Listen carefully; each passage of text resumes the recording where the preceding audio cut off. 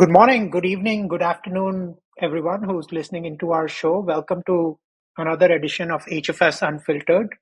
And I have a very special guest today, Ajay, who's the CEO of SLK. And we are going to be discussing what all is happening in the IT services industry. We've we've seen the IT services industry slow down a little bit. We've seen the rise of challenger brands like Ajay's own SLK. uh, we are starting to see agentic AI services as a software starting to disrupt this market. We are seeing operating models change from people led to technology led. So there's so much to talk about, but welcome to the show, Ajay. Thank you so much, Saurabh. Thank you for having me here. So Ajay, as the CEO of SLK, I feel like you have a front row seat to all the shifts that I was talking about in the IT services industry. How do you how do you look at the current state of the industry, and what's sort of top of mind for you right now? Saurabh, if I may say from our vantage point, and I've been in the industry for about 25 years, tech is touching everyone these days, right? People's, their jobs, their lives at a broad level, right? All of us at our homes, in the career. And every job, if I may say, has become a software or IT enabled job.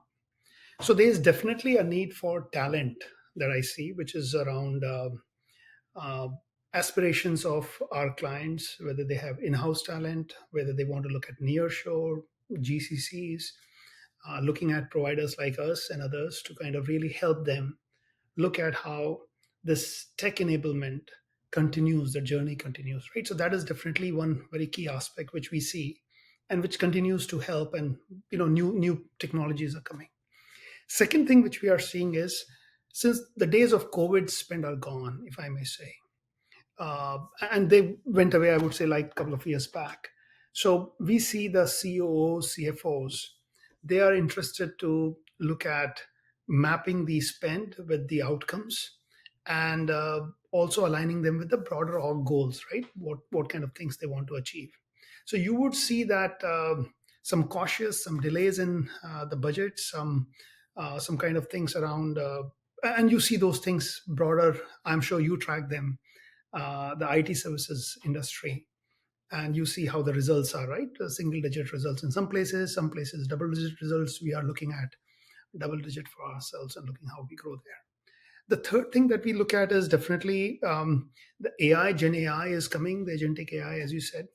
And clients are looking at both, that it's a growth transformation lever for them, but also they are looking at that it can also drive automation as a lever, right? And they are looking at exploring those things at a broader sector, and those are the discussions we see happening, that can AI truly be done? And some of them have taken some steps, some of them are still initially looking at options, because if you think about, there are broader things that have happened, right, in the industry. A lot of people have taken to cloud.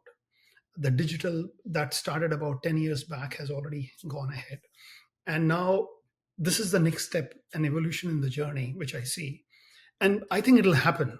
It's all about a matter of time, and people will adopt at different stages, and the maturity of this will really take them to, but they are definitely looking at this as a, initially as a optimization lever, and then they will definitely look at how growth happens through that. So Ajay, there's a lot to unpack in what you just said.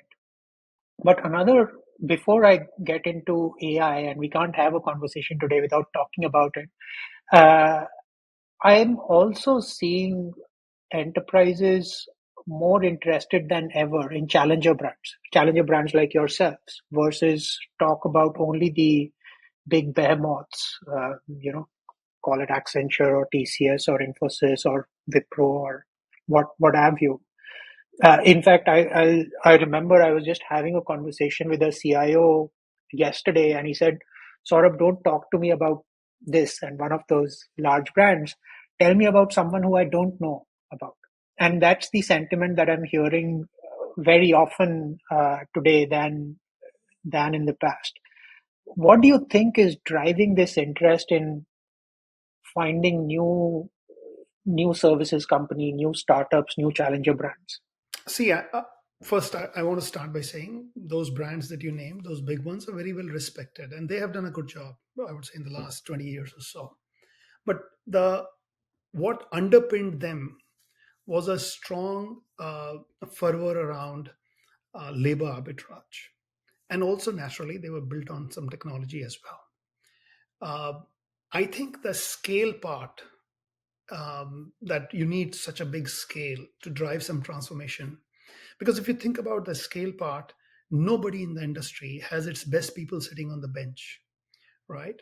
So what is happening is, uh, when customers are looking at it and they have tried those models, because initially that was the just the common sense view was, oh, let's go to people who have a lot of people, let's go to companies who have thousands and thousands of people, and perhaps that'll address. But then that was a time when it was commodity, it was and now I feel there is a strong desire to look at outcomes, to look at results. Can you really solve the problem? And when you start looking at those things, I think SLK, we are able to really shine. So again, I'm not going about AI, but I'm saying broadly, what SLK does well is we focus very sharply on our clients. We have few clients, so that allows us. We don't have a long tail, so we are able to really focus on our customer, go very deep, understand what they are trying to do. Whether you are a regional bank, you're an insurance company, you're a manufacturing company, understand what challenges you are facing, and we have a lot of domain. So what we did as a company some time back was to bring this focus. We said technology, purely just technology, is a commodity. A domain brings purpose to technology. So we have infused that domain in our teams, and that allows us to really understand, engage with customers in a very meaningful way. Second thing which I see happening is the client intimacy is built by that, because we understand their business challenges, their business problems, and we are able to really solve those, and work and make sure that those things are done the way our model is, within time, within budget, and we don't want to be a change request kind of mindset at all. Our view is get it done right the first time. Third thing which we do is at SLK is, we are very willing, if you look at our vision also, we are willing to challenge the status quo. So where we have a lot of manual work happening, let's say it's a manual testing, we want to automate it. We are willing to cannibalize our own business, but be very engaging with our customers to understand what challenges they have, and go openly and try to engage with them. A lot of customers like that. And the last thing is, if I may add, we have really put an AI led automation lens on whatever we do. So let's talk about the labor arbitrage, right?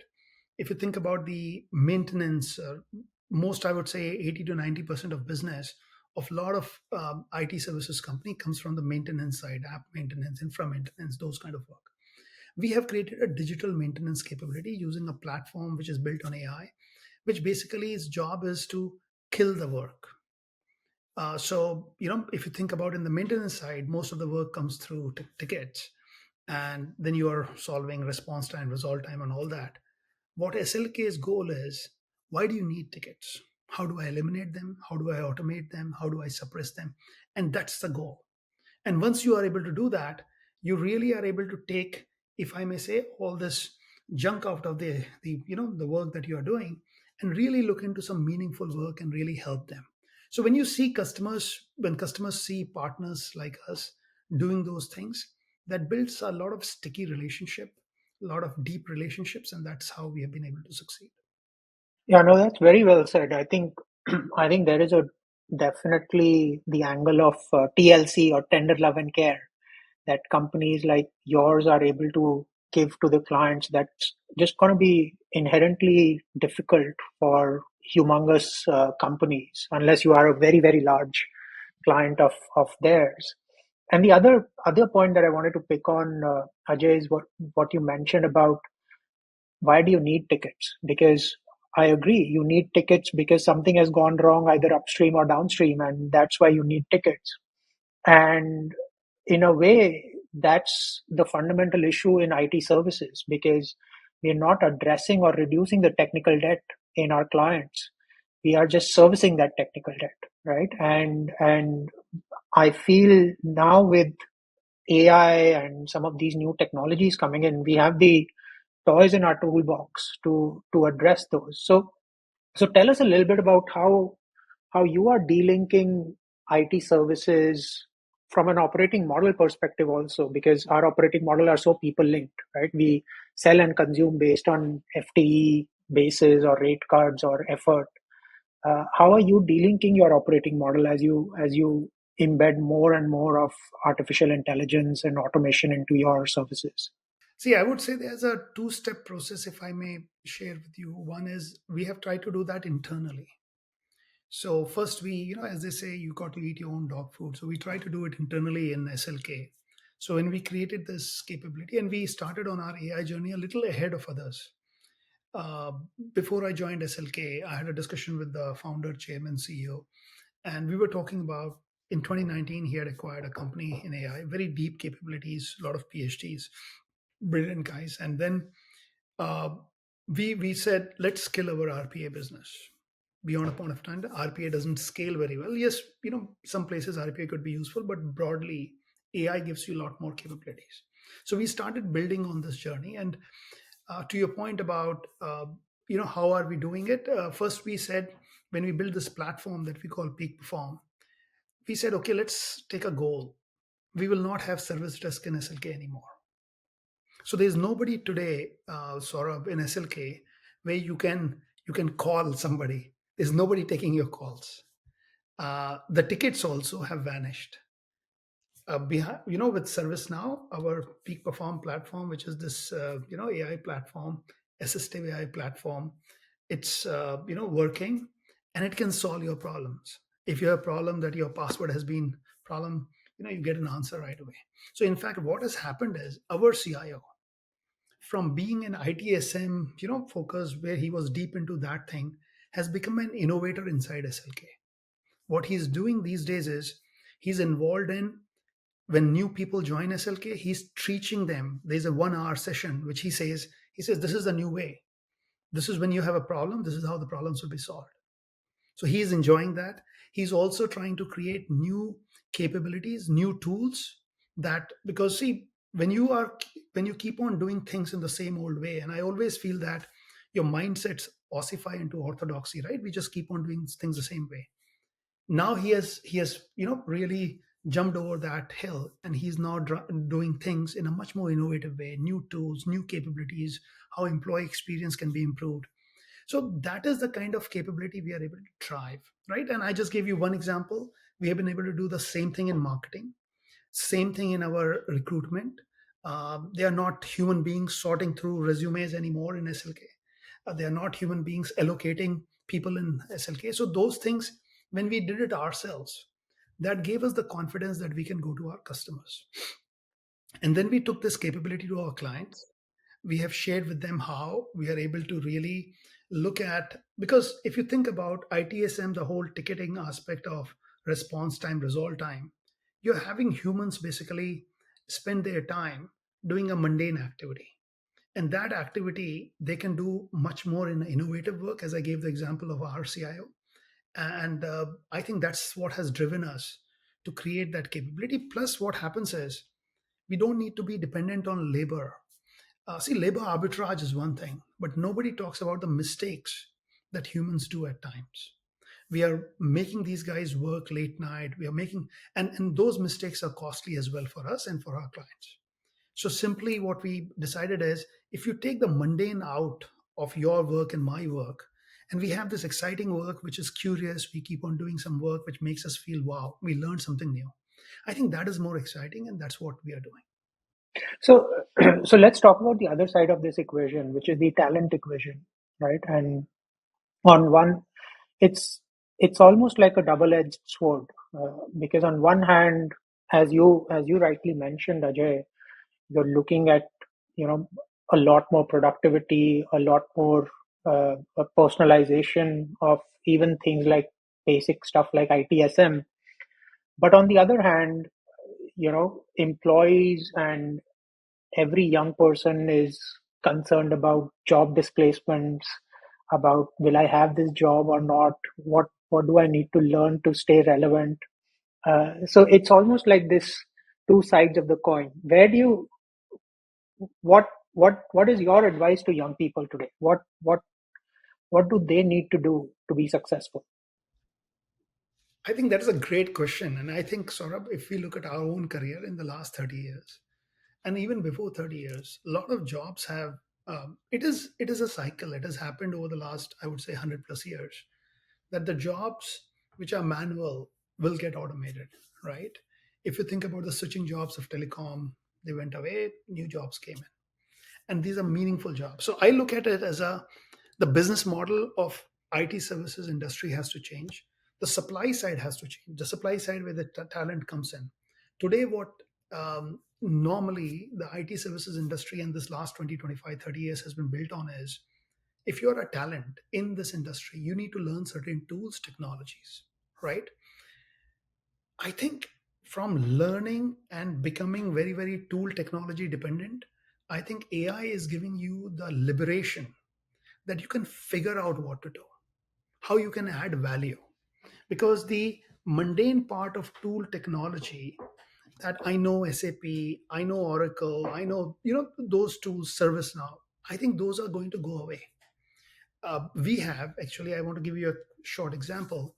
Recently, we were trying to do an automation where for a and this gentleman on our side, are the talent in SLK, did not know that particular tool, how that application looks and feels, right? It's a application. And there he had to create an ability to create a user and write a script in Selenium. He didn't know that also. And he used generative AI to say, okay, I want to see this, how the front end looks like of that application. How do I create a user and help me write a tool and, script in Selenium.